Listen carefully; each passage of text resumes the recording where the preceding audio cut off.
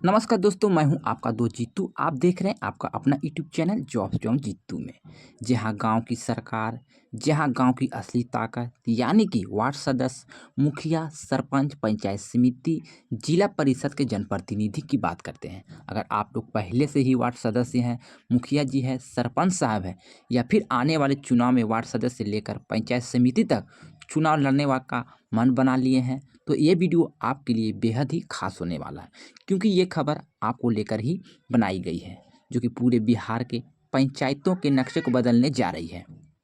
तो दोस्तों, सारा जानकारी, सारा इन्फॉर्मेशन मैं आपको इस वीडियो में बताने वाले हैं। बस आपसे छोटी सी रिक्वेस्ट करेंगे कि अगर आप लोग चैनल पर पहली बार जुड़े हैं तो कृपया करके चैनल को सब्सक्राइब कर लीजिएगा। वीडियो पसंद आएंगे तो वीडियो को लाइक कीजिएगा, वीडियो को शेयर कीजिएगा। तो चलिए, मैं सारा जानकारी आपको विस्तार से बताने वाले हैं।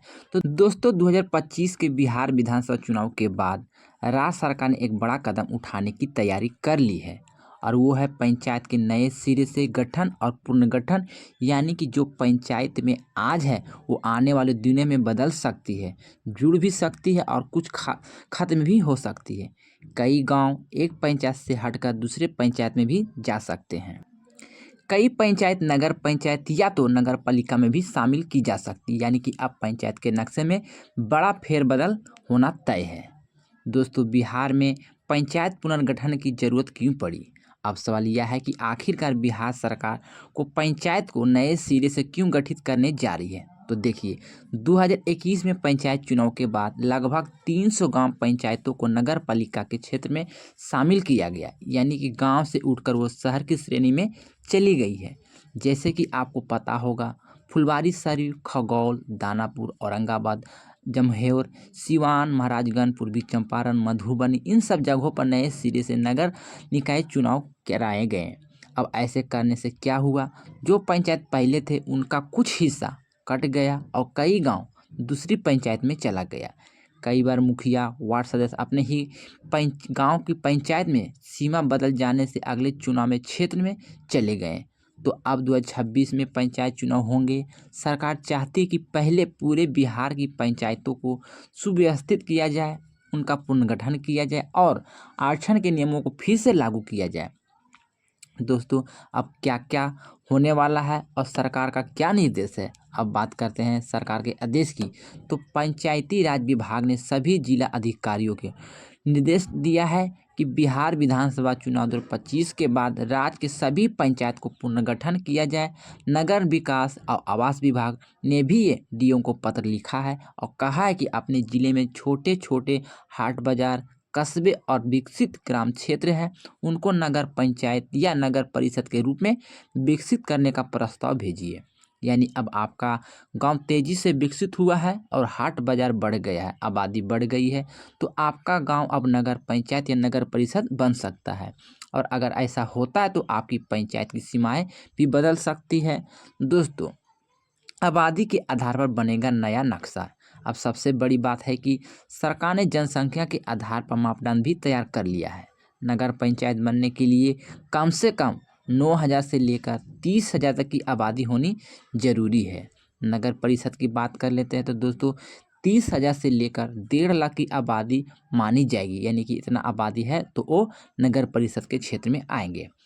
और नगर निगम की बात कर लेते हैं तो दोस्तों, नगर निगम के लिए 1.5 लाख से अधिक की आबादी रहने पर वो नगर निगम घोषित कर सकते हैं। यानी कि आपका गांव या पंचायत इन मापदंडों में आता है तो अब नगर निकाय क्षेत्र में शामिल हो सकता है और पंचायत नगर निकाय बन जाएगा।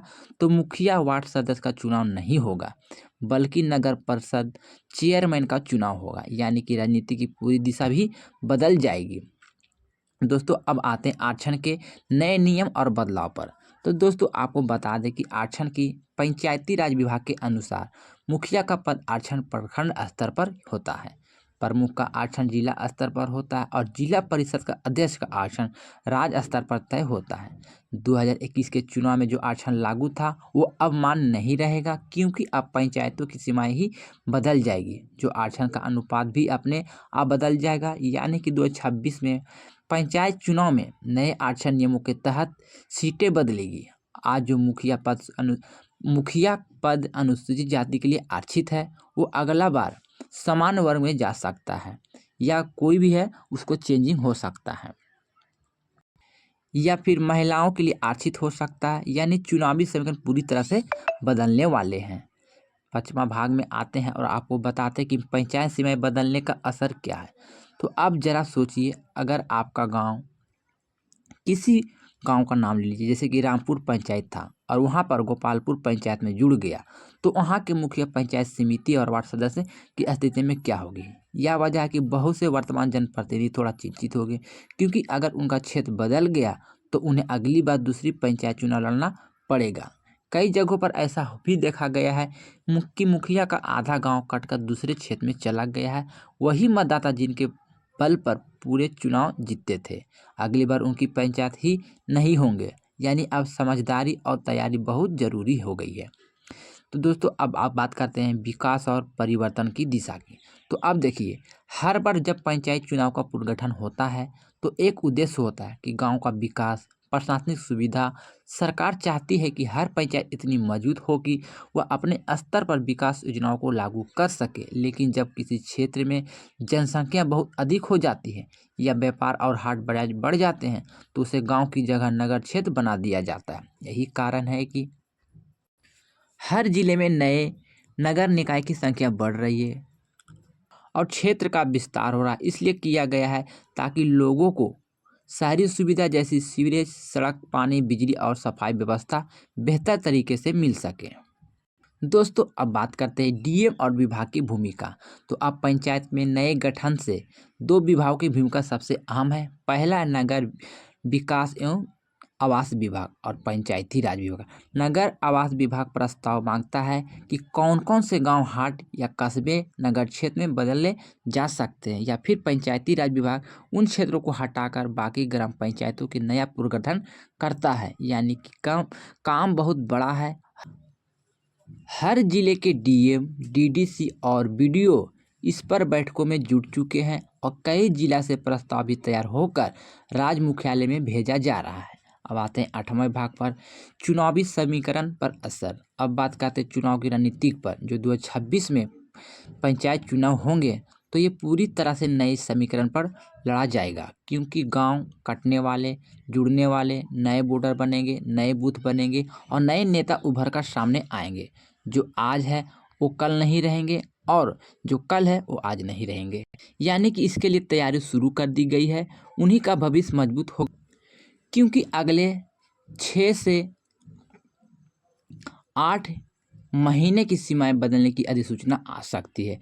यानी कि अगर आप चुनाव लड़ने वाले हैं तो ये समय आपके लिए और भी खास है, क्योंकि आप अपने पंचायत, अपने गांव, अपने वोटों की नई स्थिति समझेंगे।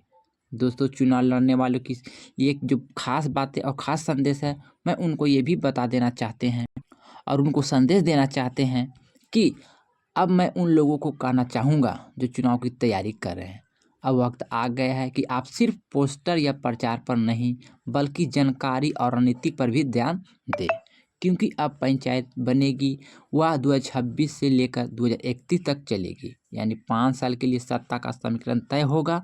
अगर आप पहले से ही समझ जाएं कि आपकी पंचायत में कौन कौन से गांव जुड़ रहे हैं, कौन कौन से हट रहे हैं, तो और नए वोटों से संपर्क बना सकते हैं। आपको यह भी देखना होगा कि आरक्षण का क्या असर पड़ेगा। अगर आपका पद महिला आरक्षित हो गया है तो क्या आपकी टीम से कई महिला उम्मीदवार तैयार है। अगर आपकी पंचायत का हिस्सा नगर परिषद बन गया है तो क्या आप नगर परिषद की तैयारी करेंगे। इन सवालों का जवाब भी अभी ढूंढें, क्योंकि राजनीति में जो पहले तैयार होता है वही जीतता है। तो दोस्तों, अब अंतिम 10वां पड़ाव यानी कि जनता और विकास की दृष्टि से बदलाव सिर्फ राजनीतिक नहीं, यह बदलाव गांव के विकास से भी जुड़ा है। जब कोई पंचायत नगर बनती है तो वह विकास की योजनाओं बढ़ जाती है। नली, सड़क, लाइट, जलापूर्ति जैसी सुविधाएं नगर निकाय के फंड मिलते हैं। लेकिन जो पंचायत बची रहेगी उन्हें सरकार मजबूत करने वाली है, क्योंकि सरकार हर बार पंचायतों में डिजिटल ग्राम सचिवालय, ऑनलाइन रजिस्ट्रेशन सुविधा और जन सेवा केंद्रों को बढ़ावा देने जा रही है। यानी गांव की सरकार अब डिजिटल और जवाबदेही सरकार बनने की ओर कदम बढ़ा रही है। दोस्तों पंचायत का भविष्य और नक्शा, अगर आप पूरे बिहार का नक्शा देखें तो आने वाले 2 सालों में नए नगर पंचायत बनने जा रहे हैं। कुल अनुमान जो है आपको 4000 से ज़्यादा नए निकायों का गठन हो सकता है, जिसका सीधा असर लगभग 1500 ग्राम पंचायतों पर पड़ेगा, यानी कि लगभग 25% पंचायत किसी न किसी रूप से पुनर्गठित या पुनर्व्यवस्थित की जाएगी। अब उन्हें बड़े स्तर पर परिवर्तन होगा तो चुनावी रणनीति में नई दिशा तय होगी। दोस्तों जनता की जागरूकता, दोस्तों बड़ा बदलाव सिर्फ कागज पर नहीं, आपके जीवन पर भी असर पड़ने वाला है। इसलिए ज़रूरी है कि हर वार्ड सदस्य, मुखिया, सरपंच, जनता इस प्रक्रिया को प्रति जागरूक रहे। अगर किसी गांव का विलय नगर क्षेत्र में हो रहा है और अगर आप चाहते हैं कि उनका गांव पंचायत में ही रहे, तो आपको ग्राम सभा में अपनी आवाज़ उठानी होगी। गांव की सरकार का मतलब सिर्फ वोट डालना नहीं, बल्कि भागीदारी भी निभाना होता है। तो दोस्तों पंचायती राज विभाग का लक्ष्य है कि 2026 में चुनाव से पहले हर पंचायत का पुनर्गठन पूरा कर लिया जाए। लेकिन इसमें सबसे बड़ी चुनौती है भू सीमा विवाद, जनसंख्या तुलना और रणनीतिक बदलाव। कई जगह लोग नहीं चाहते हैं कि उनका गांव नगर परिषद में जाए, क्योंकि तब उन्हें पंचायत योजनाओं का लाभ नहीं मिलेगा। तो सरकार को लोगों का राय लेकर संतुलित निर्णय लेना होगा। दोस्तों अब निष्कर्ष और जो आपका निकलता है कि गांव सिर्फ एक जगह नहीं है, वो हमारी पहचान है, या खेत खलिहान है, या रिश्ते रिश्ते हैं और परंपराएं हैं। यहाँ विकास की उम्मीद है। पंचायत चुनाव सिर्फ सत्ता का खेल नहीं है, यह गांव के एक रास्ता का विकास है। इसलिए अगर आप जनता के बीच हैं तो अपनी पंचायत की सीमाएं, आरक्षण की स्थिति और विकास की योजनाएं, साथ ही सभी योजनाओं को समझिए। आने वाले समय बहुत तेजी से बदलाव होने वाला है। जो गांव आज नक्शे में है वो कल किसी पंचायत में हो सकता है, इसलिए तैयारी अभी से ही शुरू कर दीजिए। तो दोस्तों उम्मीद है कि आपने इस खबर को पूरी तरह से समझ लिया होगा। अगर आप वार्ड सदस्य हैं, मुखिया हैं, पंचायत समिति है, जिला परिषद हैं, या फिर आप सरपंच साहब हैं, या फिर अपने आने वाले जन सेवा में काम करने वाले प्रतिनिधि हैं, यह जानकारी आपके लिए सोने पर सुहागा है। अगर हम लगातार आपकी बात, पंचायत की बात और जनता की बात लेकर आते रहते हैं, अगर आप लोग इस चैनल पर पहली बार आए हैं तो कृपया करके चैनल को सब्सक्राइब कर लीजिएगा। वीडियो थोड़ा सा भी अच्छी लगी है तो वीडियो को लाइक करें, वीडियो को शेयर करें, क्योंकि आपको नई नई जानकारी, नई नई अपडेट आपको इस चैनल के माध्यम से टाइम पर हमेशा मिलते रहेंगे। तो दोस्तों मैंने सारा इन्फॉर्मेशन देने का काम किया, फिर भी अगर कोई जानकारी छूट गए, बोलने में कोई गलती हो गए या कोई मिस्टेक हो गए, तो आप अपना छोटा भाई समझ के क्षमा कीजिएगा। मिलते हैं दोस्तों नए वीडियो में नई अपडेट के साथ। जब तक के लिए good bye, thanks for watching.